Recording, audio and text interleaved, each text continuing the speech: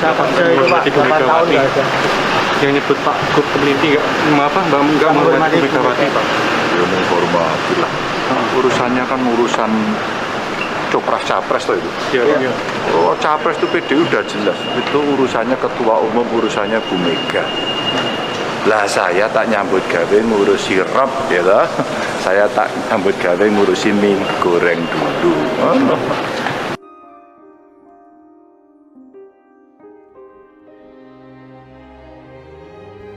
Assalamualaikum warahmatullahi wabarakatuh. Salam jumpa di channel Oma Zikir. Di video kali ini saya akan mengangkat sebuah opini tentang Gubernur Jawa Tengah, yaitu Bapak Ganjar Pranowo, yang saat ini masih hangat diperbincangkan oleh media di seluruh Indonesia. Apa yang menyebabkan Bapak Ganjar ini selalu dibicarakan oleh awak media dan para politikus Indonesia? Ternyata hal ini disebabkan oleh survei yang dilakukan bahwa Bapak Ganjar Pranowo menempati urutan pertama sebagai Capres 2024 mendatang.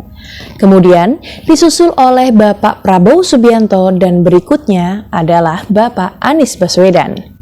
Tapi sangat disayangkan prestasi dan kemampuan mumpuni yang dimiliki oleh Bapak Ganjar Pranowo ini justru disambut dengan nyinyiran kader-kader PDIP. Yang mana partai PDIP ini merupakan partai yang mengusung Bapak Ganjar Pranowo menjadi Gubernur Jawa Tengah hingga 2 periode. Nah, saat ini sedang ramai nih diperbincangkan dan dibahas tentang capres yang akan maju di Pilpres 2024. Biasanya, partai akan senang jika ada kader di dalam partainya memiliki kemampuan dan elektabilitas yang tinggi. Namun di sisi lain ada yang harus memasang ribuan baliho untuk mendapatkan dukungan dari masyarakat. Dan tentunya menghabiskan biaya yang tidak sedikit. Dan itu dilakukan saat masa pandemi berlangsung. Pemasangan baliho yang luar biasa banyaknya ini tidak begitu menampakkan hasil yang signifikan. Tapi justru Bapak Ganjar Pranowo yang mendapat serangan habis-habisan karena elektabilitas dan kemampuan yang dimiliki beliau ini melampaui nama-nama lain yang masuk dalam radar survei. Sebenarnya apa sih salah dari Bapak Ganjar Pranowo ini sampai diserang oleh berbagai pihak? Padahal beliau ini tidak memasang baliho yang bertujuan untuk mendapatkan dukungan masyarakat. Dan tindakan yang dilakukan Bapak Ganjar ini juga semata-mata bukan sebuah pencitraan. Bapak Ganjar Pranowo tidak pernah menyatakan bahwa beliau ini siap untuk dicalonkan oleh partai manapun. Beliau juga tidak banyak bicara soal capres, karena semua itu adalah urusan Ibu Ketua Umum PDI Perjuangan, Ibu Megawati Soekarno Putri, yang memiliki hak prerogatif dalam menentukan sosok calon presiden yang akan diusung pada Pilpres mendatang. Dalam pernyataan beliau, ini tetap tegak lurus pada barisan banteng. Politikus PDI Perjuangan Bapak Masinton Pasaribu ini menantang Bapak Ganjar Pranowo untuk maju di Pilpres 2024. Bapak Masinton melontarkan pernyataan, kalau Ganjar berani, silahkan nyapres lewat partai lain. Padahal saat ini partai PDIP masih belum memutuskan siapa yang akan diusung untuk maju sebagai capres pada pemilu 2024 nanti.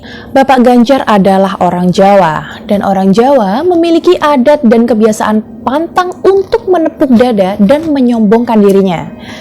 Jadi Bapak Ganjar ini tidak mungkin mencalonkan diri sebagai capres 2024 dari partai lain. Karena hal itu terkesan kurang elok, Bapak Ganjar akan menunggu sampai di menit terakhir. Bapak Ganjar Pranowo menduduki peringkat pertama dalam setiap survei. Ini merupakan cerminan dari keinginan rakyat. Jadi ya tidak masalah sih jika aspirasi rakyat ini tidak didengar oleh elit PDIP. Masyarakat ingin melihat sikap politisi yang merasa mampu untuk mengendalikan arus bawah. Gerakan dukungan untuk Bapak Ganjar Pranowo ini merupakan murni gerakan moral dari arus bawah. Gerakan moral sangat berbeda dengan gerakan politik. Gerakan moral itu terbentuk karena Bapak Ganjar ini memiliki nilai lebih di masyarakat. Beliau dikenal baik oleh masyarakat, memiliki kinerja yang baik, memiliki prestasi di bidang tertentu, dan memiliki rekam jejak yang positif di bidangnya. Salah satu elit partai PDIP, Bapak Trimedia Panjaitan, mempertanyakan kinerja Bapak Ganjar Pranowo ini sebagai Gubernur Jawa Tengah. Bapak Trimedia menuding bahwa Bapak Ganjar hanya bermain sosial media. Bahkan, menurut Bapak Trimedia, Bapak Ganjar ini justru terlihat ambisius dalam mewujudkan keinginan mencalonkan diri menjadi calon presiden 2024. Bahkan menganggap langkah Bapak Ganjar bermanuver untuk nyapres di 2024 ini sudah kelewat dari batas. Selain itu, Bapak Trimedia Panjaitan juga mengatakan ada penggalang mobilisasi dukungan terhadap Bapak Ganjar Pranowo. Dari pernyataan yang dilontarkan Bapak Trimedia ini, mengingatkan bahwa dulu pernah ada suatu gerakan besar-besaran ketika Ibu Megawati Soekarno Putri yang sekarang menjadi Ketua Umum Partai PDIP ini dilengsarkan dari Partai PDI. Dulu, Partai PDIP ini bernama Partai PDI. Konflik internal Partai Demokrasi Indonesia antara kubu Ibu Megawati Soekarno Putri dan Bapak Suryadi ini berbuntut tragedi 27 Juli 1996 atau dikenal sebagai peristiwa Kuda Tuli. Sejumlah dugaan menyebutkan bahwa penyerangan yang dilakukan kubu Suryadi dalam peristiwa Kuda Tuli ini mendapat dukungan pemerintah Orde Baru. Ini dilakukan untuk menjegal karir politik Ibu Megawati Soekarno Putri yang merupakan putri dari Bapak Insinyur Soekarno. Hal itu terjadi karena setelah bergabung dengan PDI pada tahun 1987, nama Ibu Megawati ini terus melambung dalam panggung politik. Hal tersebut membuat penguasa gusar. Setelah peristiwa Kuda Tuli 1996, Ibu Megawati bertransformasi menjadi simbol perlawanan terhadap Orde Baru. Pada masa pemilu 1997, Ibu Megawati tidak bisa ikut pemilu karena pemerintah tidak mengakui kepengurusan PDI ini di bawah kepemimpinannya. Sebagian massa beralih ke Partai P3, lalu muncullah jargon Mega Bintang. Sebelum Ibu Megawati ini mengungkapkan pilihannya, penguasa Orde Baru memang khawatir dengan masifnya kampanye Mega Bintang. Mega Bintang ini disebut muncul setelah ada pertemuan antara Megawati dengan Ketua DPC P3 Surakarta. Saat itu, Mega Bintang bertujuan melawan Presiden Soeharto dan Partai Golkar. Menanggapi pertanyaan apa prestasi yang dimiliki oleh Bapak Ganjar Pranowo selama menjabat sebagai Gubernur Jawa Tengah, salah satunya Bapak Ganjar ini mendapatkan penghargaan dari Komisi Pemberantasan Korupsi pada tahun 2017.